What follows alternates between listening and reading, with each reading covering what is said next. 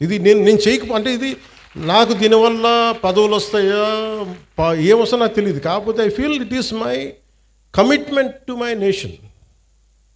So నేను ఇంత చేయగలిగినప్పుడు నా రిక్వెస్ట్ ఏంటంటే ఇక్కడ ఉన్న స్టూడెంట్స్ దగ్గర నుంచి కానీ పెద్దల దగ్గర నుంచి కానీ all the respected individuals, highly educated individuals, erudites, మీరు ఒక గ్రూప్గా ఫామ్ అవ్వండి.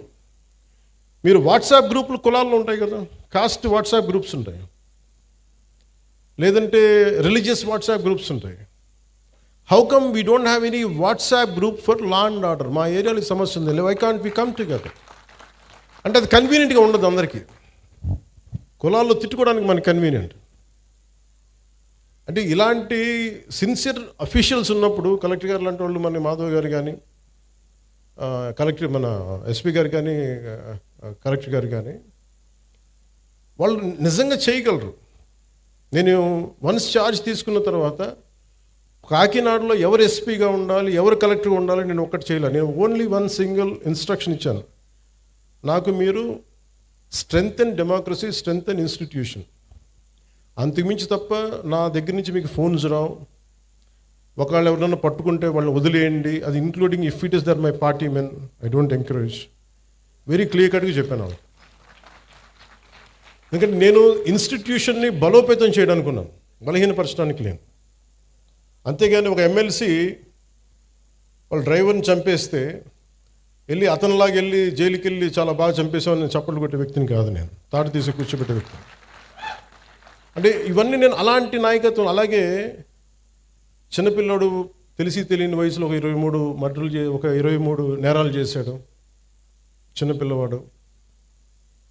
కూర్చోబెట్టి ఏదో పాపం చిన్న ఆ పసి వయసులో బీరు బాటిల్ తీసి మెడకోసేసాడు. పాపం ఏదో కూర్చోబెట్టి అమర్నాథ్ గౌడ్ అనే అబ్బాయిని తెలుసు తెలియకుండా 14 ఏళ్ళ కుర్రోడిని వాళ్ళ అక్కని ఏడిపిస్తున్నారని చెప్పి ఆ 14 ఏళ్ళ అమర్నాథ్ గౌడ్ వచ్చి ఆ రౌడీలని ఎదుర్కొంటే పాపం కత్తితో పొడి చేశారు. చిన్నపిల్లలు తెలిసి తెలియకుండా పొడి చేశారు. ఇలాంటి చెప్పే నాయకుని కాదు నేను. మీరు ఇలాంటి వ్యక్తులను కనుక మీరు ఎంకరేజ్ చేస్తే, ఇలాంటి భావజాలాన్ని ఎంకరేజ్ చేస్తే భవిష్యత్తు మీకే ఊహించుకోలేని పరిస్థితుల్లో మీరు ఉండిపోతారు. నేను ఈరోజు మీకు ఎందుకు బలంగా చెప్తున్నానంటే, you have to have a collective spirit. అన్ని పనులు అవ్వకపోయినా primary is law and order. Law and order బలంగా ఉంటేనే ఇప్పుడు మీరు కోరుకున్నట్టుగా కూర్చోబెట్టి ఏఐ కావచ్చు, పరిశ్రమలు కావచ్చు, రేపొద్దున ఏదైనా కాలేజీ సమస్యలు కావచ్చు, ఇవన్నీ కూడా సవ్యంగా ఉండాలంటే లా and order should be very strict and very strong. నేను హోమ్ మినిస్టర్ని కాదు, అది నా పరిధిలోకి రాదు, అది క్రిమినల్ తాలూకు అదృష్టం.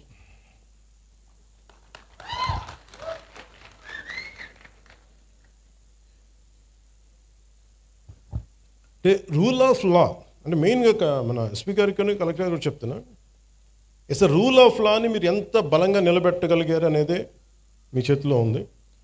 నా దగ్గర నుంచి చెప్తున్నాను, మీకు వన్ సింగిల్ ఫోన్ కాల్ రాదు పలానా వాళ్ళని విడిపించమని. అలాగే మా ఉన్న నాయకులందరికీ కూడా చెప్తున్నాం, none of them will encourage any kind of rowdy elements. మనం ఎవరు ఎంకరేజ్ చేస్తాం సార్? చేయం కదా. ఎవరు ఎంకరేజ్ చేయరు ఇక్కడ. You are very clear. అందుకని బేసిక్గా మనకి మీరు ఇవి చూస్తూ ఉన్నారు.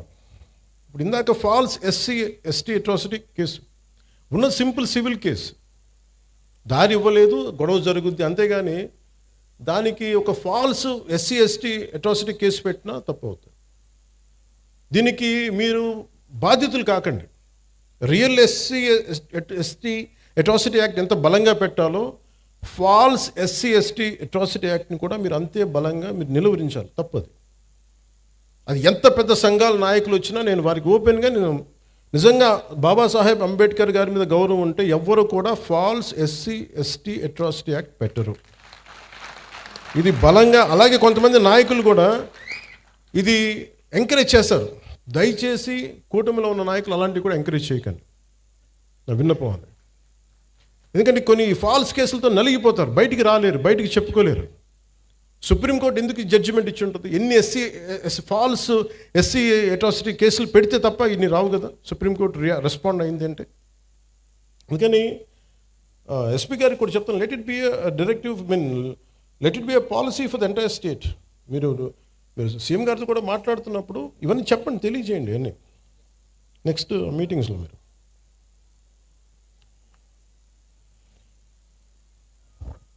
The law and order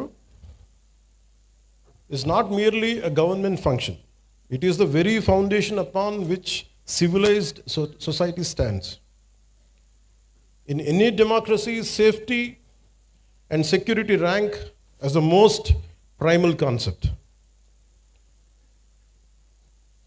Idi between the state and its citizens.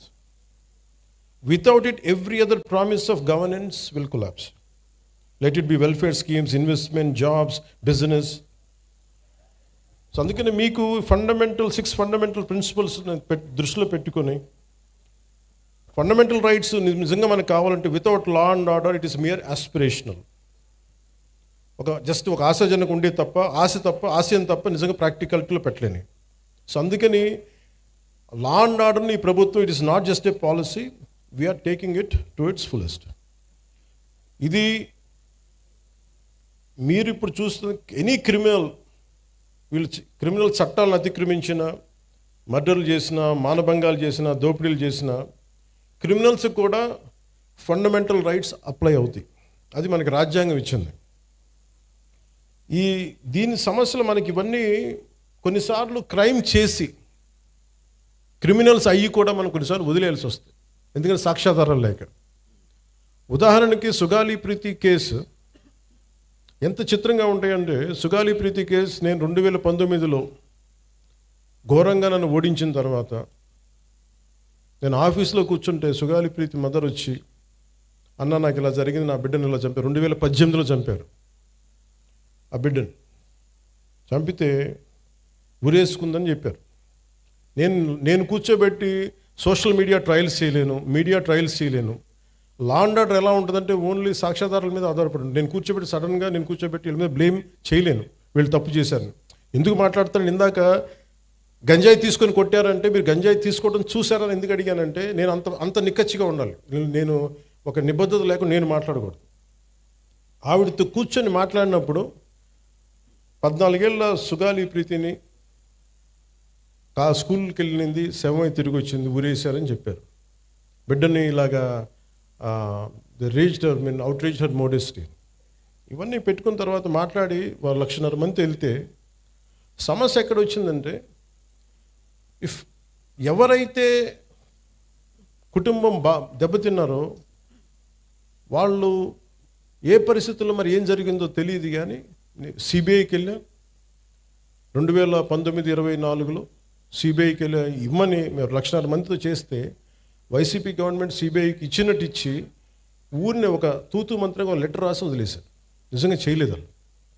మళ్ళీ వచ్చి ఇప్పుడు నేను వచ్చి ఫస్ట్ కేసు అదే తీసుకుందామంటే సాక్ష్యాధారాలన్నీ లాస్ట్ గవర్నమెంట్లో చెడిపేశారు. పోయిన సాక్ష్యాధారాలని మనం తిరిగి తీసుకురాలేదు. డిఎన్ఏ మనకి మాయం చేశారు, ఫాల్స్ డిఎన్ఏలు పెట్టేశారు, ఏమున్నాయో తెలియదు. సో సాక్ష్యాలు అంత కీలకం. Crime scene. అలాగే వివేకానంద రెడ్డి గారి హత్య కేసు ఉంది. సొంత ఇంట్లో వాళ్ళ బాబాయిని చంపేశారు. ఆ నేరస్తులు మన అందరికీ తెలుస్తుంది, కళ్ళ ముందు వీళ్ళు చేసి ఉండొచ్చని మన ఒక ప్లాసిబిలిటీయో వీళ్ళ మీద నిర్ధారించడానికి courts will ask only proof of evidence.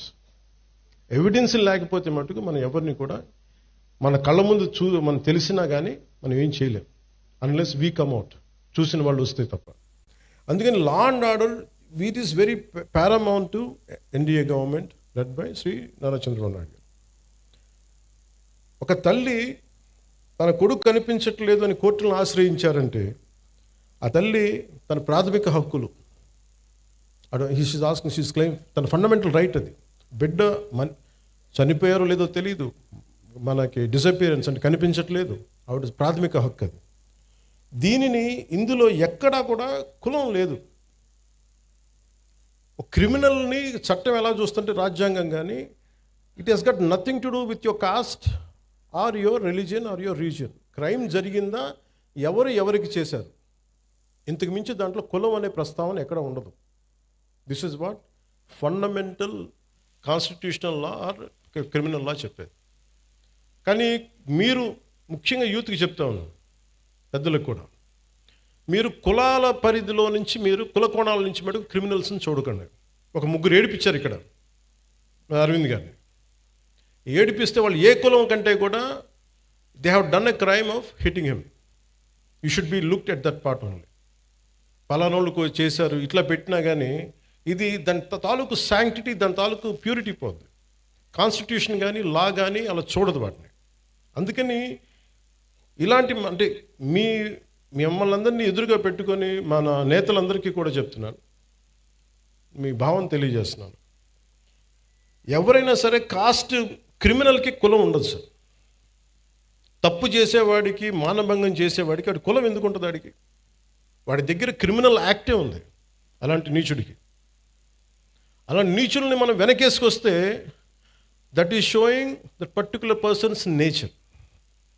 Criminal gangs తోటి ప్రభుత్వాల్ని నడుపుదాం, భయభ్రాంతుల్ని చేసి అధికారుల్ని గుప్పిట్లో పెట్టుకుందాం, లేదంటే మా దగ్గర క్రిమినల్ గ్యాంగ్స్ ఉన్నాయి, భవిష్యత్తులో మిమ్మల్ని ఆడుకుంటాం, భయభ్రాంతులను చేస్తే ఇలాంటి ఎందుకు వీళ్ళు తలపైకెక్కి ఆడతారంటే బలం వాళ్ళది కాదు, మనందరి కలెక్టివ్, మన బలహీనత అది.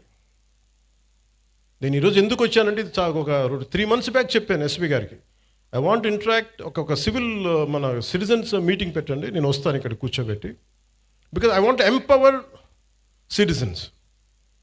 నా పార్టీని ఎంపవర్ చేయొచ్చు. మీరు కనుక గట్టిగా, ఇప్పుడు మీరే ఇందాకే చెప్పారు పోస్టర్స్ గురించి, మాకు పోస్టర్లు ఎక్కువ అయిపోయినాయి, టూ మచ్. మీరు ఎంత బ్యాలెన్స్గా చెప్పింది ఆవిడ, ఆ పాప. అంటే ఉండొచ్చు కానీ మరి ఇంత మితిమీరా, that is an opinion should be taken, to be taken. అది ఏమవుద్ది ఇలా ఇంటరాక్షన్ వల్ల? నా చుట్టుపక్కల ఉన్న రాజకీయ నాయకులు కూడా అర్థమవుద్ది, ఎమ్మెల్యేస్కి, ఎంపీలకి, అందరికీ అర్థమవుతుంది, మనం ఎక్కువ చేయకూడదు. కానీ ఒక కులానికి ఓటింగ్ ప్యాటర్న్ ఉంటుంది, కానీ సివిల్ రైట్స్కి ఓటింగ్ ప్యాటర్న్ ఉండదు. Why don't you become a part of that kind of team? మీ ప్రాథమిక హక్కులు కానీ, మీ ఫండమెంటల్ రైట్స్ కానీ ఉల్లంఘన అంటే ఇలాంటి ప్రభుత్వాలు మేము ఎన్నుకోం. You can say it loud. ప్రజలు మారుతారు, పాలకులు మారుతారు. అలాగే మీరు కులాలని తీసుకొచ్చే క్రిమినల్స్కి కులాలను అంటగట్టి, పలానా కులం అయితే మేము ఇంకోలా చూస్తాం, ఎక్కడా కూడా ఇది లేదు, రాజ్యాంగంలో ఎక్కడ రాయలేదు.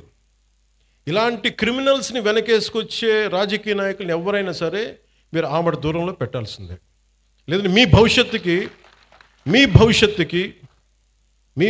భంగం కలుగుతుంది. ఇది నేను ఈరోజు ఇది it's not first of it's kind. ఇంతకుముందు కొంతమంది చేసినట్టున్నారు, కానీ మన ప్రభుత్వం వచ్చాక ఫస్ట్ టైం ఇది చేస్తున్నాం. I want this kind of exercise to be repeated all over the state. Me respective నియోజకవర్గాల్లో కూడా మీరు పెట్టండి ఇవి. నేను వస్తాను, అన్నిటికీ నేను రాలి, కొంచెం మీరు కూడా పెట్టండి దీనికి. ఎందుకంటే మీరు సివిల్ సొసైటీకి ఆ అష్యూరెన్స్ ఇవ్వకపోతే క్రిమినల్స్ రాజ్యాలు వెళ్తారు. నేను దేన్నైనా భరించగలను, కానీ క్రిమినల్స్ కూర్చొని రాజ్యాంగ పదవుల్లో కూర్చొని మన జీవితాన్ని శాసిస్తుంటే మటుకు నేను తిరగబడ్డానికి నా జీవితకాలం సంసిద్ధంగా ఉంది. ఇది ఎందుకు నేను చెప్తున్నానంటే this is my commitment to my nation. నా నేలకి నేను ఇచ్చే కమిట్మెంట్ ఇది. మీరు ఎందుకంటే మీరు ఒక పాలసీ వచ్చింది, ఒక పాలసీ అనుకున్నాం, చేయలేకపోయాం, అది వేరే విషయం, దానికి అడ్రస్ చేయొచ్చు. బట్ మీరు క్రిమినల్స్ని తీసుకొచ్చి భవిష్యత్తులో మీరు నెత్తి మీద పెట్టుకున్నారు అనుకోండి, మన తలరాతలను ఎవడు బాగు చేయలేడు. వాళ్ళ బలమే కులాల మీద ఆడటం, వాళ్ళ బలమే క్రిమినల్స్ మీద ఆడటం. ఇలా కూర్చొని మీరు చూసారా 2019 నుంచి 2024 వరకు ఎంతమంది ఒక political leader either deputy CM పొజిషన్లో ఉన్నా కానీ, ఎవరు సీఎం పొజిషన్లో ఒక్కళ్ళు వచ్చి ఇట్లా అడిగారా? మీ దగ్గరికి వచ్చి ఇలా కూర్చొని అడిగారు? You think about it. ఇది అంటే నేనేం చేస్తున్నా అంటే I'm making myself responsible and accountable, and I'm making my entire party and alliance parties that we are accountable to you, we are responsible to you. మేము చెప్పడానికి వచ్చాం ఇక్కడికి. అలాగే సమస్యలు ఉన్నాయి, చాలా సమస్యలు. ఇప్పుడు కూర్చోబెట్టి గౌస్ గారి సమస్య నా దాకా వచ్చింది అంటే it's a failure, systemic failure. అది సిస్టమ్ ఫెయిల్యూర్. అది ఒక ఎస్ఐ చేయాల్సిన పని, అది ఒక స్టేషన్ హౌస్ ఆఫీసర్ కూర్చొని చేయాల్సిన పని. ఒక ఎస్పీ దగ్గర కూడా రాకూడదు, అది ఒక డిప్యూటీ సీఎం హోదా దగ్గరికి అసలు రాకూడదు. బట్ మనం సక్సెస్ఫుల్గా సమస్యలను ఎక్కడికక్కడ బలహీనం చేసుకుంటూ వచ్చేసాం. వాడు మావాడని నేర్పించండి, వదిలేసేయండి అని ఒక హెడ్ కానిస్టేబుల్ పోలీసులను వదిలేస్తే, ఎస్ఐలకి చెప్పేస్తే సిస్టమ్ని ఇలాగే చంపేస్తాం కదా. సో నేననేది అందరూ కూర్చొని జెన్జీ అని కథలు చెప్తా ఉన్నారు. I want you have to be responsible, you have to be account. భవిష్యత్తు మీదే. మీ భవిష్యత్తుని మీరు ఎలా నిర్ధారించుకుంటారో మీ చేతుల్లో ఉంటుంది. మీరు కనుక క్రిమినల్స్కి కనుక మీరు చేతికి ఇచ్చారా భయపడి, నేను పోరాడటానికి మా లాంటి వాళ్ళు మేమందరం ఉన్నాం. మాకు ఇవ్వాల్సిందల్లా క్రిమినల్స్ కనుక if they come in to position of power they will take away your future, they will burn your future. మీ భవిష్యత్తుని మంట కలిపేస్తారు. ఇది నాకు ఈ భయంతోనే నేను ఎదుర్కోవడానికి నేను వచ్చాను.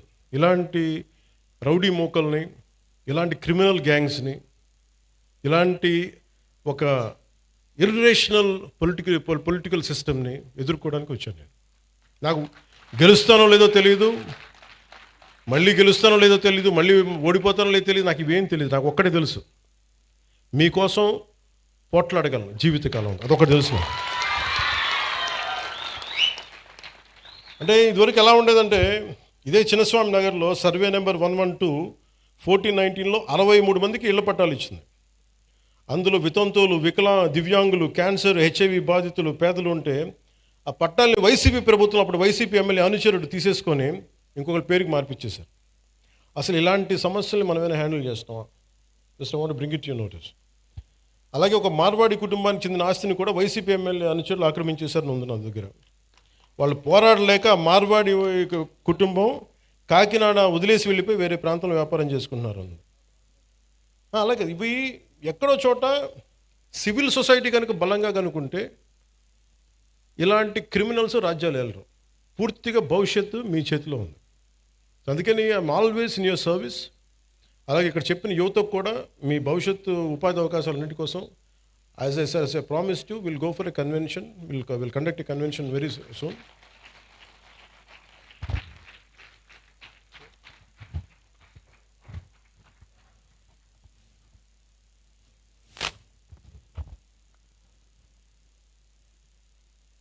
నాకు మొన్న ఇప్పుడు ఇది కోర్టు పరిధిలో ఉంది కాబట్టి నేను ఒక ఇన్సిడెంట్ మొన్నగా జరుగుతుంది ఫ్యూ డేస్ బ్యాక్.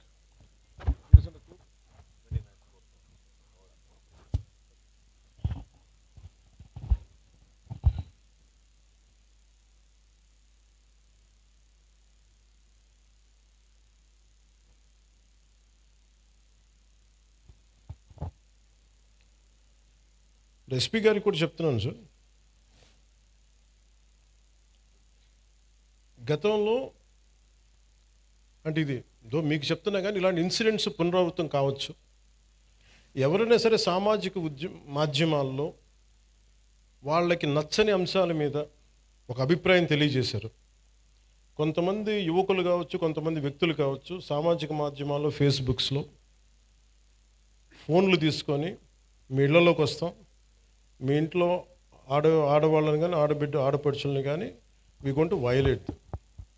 ఇది స్ట్రింజెంట్గా వాళ్ళు చాలా బలంగా చెప్తా ఉన్నారు.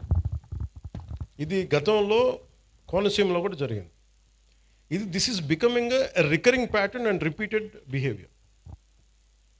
అందుకని నా clear cut instruction for user to the entire police department,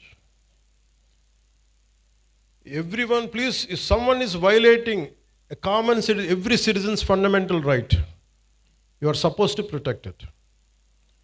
అంతేగాని మీరు కూర్చోబెట్టి భవిష్యత్తులో వాళ్ళు వస్తారేమో, నేను చెప్తున్నా వాళ్ళు రారు. దేనికంటే క్రిమినల్స్ని మేము ఎంకరేజ్ చేయం. This is my commitment. Criminals should not be encouraged, should not rule us. Rule అంతే. మీరు కూర్చోబెట్టి, కోనసీమలో కూడా జరిగింది మీకు చెప్తాను. అది బాబాసాహెబ్ అంబేద్కర్ గారి కోనసీమ అని పేరు పెట్టారు. దానికి గవర్నమెంట్ ఏం చెప్పింది, మీకు ఈ పేరు మీద మీకు వ్యతిరేకత ఏదైనా ఉంటే, ఎవరికి ఇష్టం లేకపోతే please come and say you decent.